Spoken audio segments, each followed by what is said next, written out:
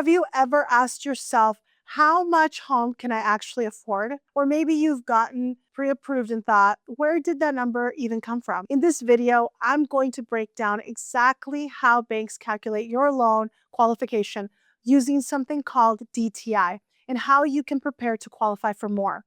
I'm Nora Aguirre, and after 20 years in real estate, helping hundreds of first-time home buyers, I've learned one thing. When you understand how the bank thinks, you can plan smarter and negotiate better and buy with confidence. Let's break it down. We've helped hundreds of buyers across Nevada, from teachers to nurses to small business owners, understand their numbers, build a game plan, and move from renting to owning. And the difference between someone who qualifies for 250 versus 350, usually it comes down to one thing: knowing their DTI and working with the right lender. So what do banks actually use to decide what price you can afford?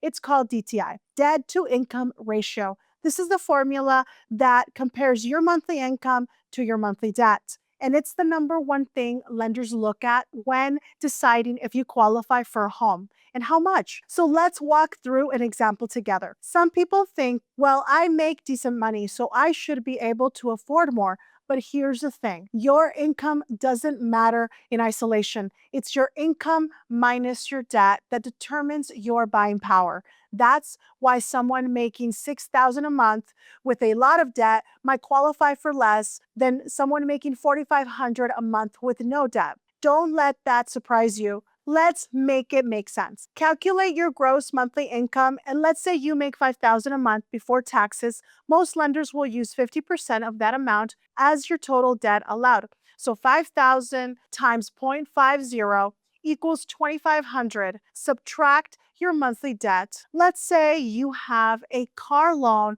$500 a month, and a credit card minimum of $50 a month. Total, it's $550 in debt a month. $2,500 minus $550 equals $1,950 available for your mortgage payment. Your mortgage budget equals that number. That $1,950 must cover principal, interest, property tax, home insurance. So based on current interest rates, your lender might say, you qualify for a $380,000 home.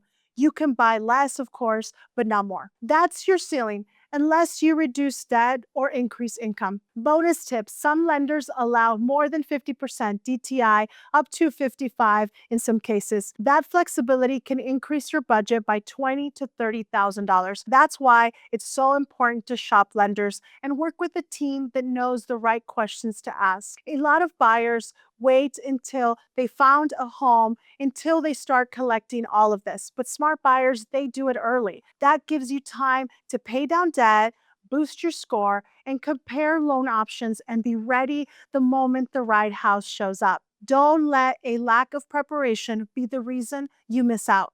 That's why I offer a free home buyer strategy session where we'll help you calculate your DTI, review your credit and income, and explore loan options. Create a step-by-step plan based on your exact numbers. You don't need to guess. You don't need to feel overwhelmed. You just need someone who knows how to guide you. And that's what we're here for. We'll help you get qualified, and when the time is right, help you find the right home without pressure. If you've ever wondered how banks decide your budget, now you know. And if you're ready to go from wondering to owning, let's take the next step together.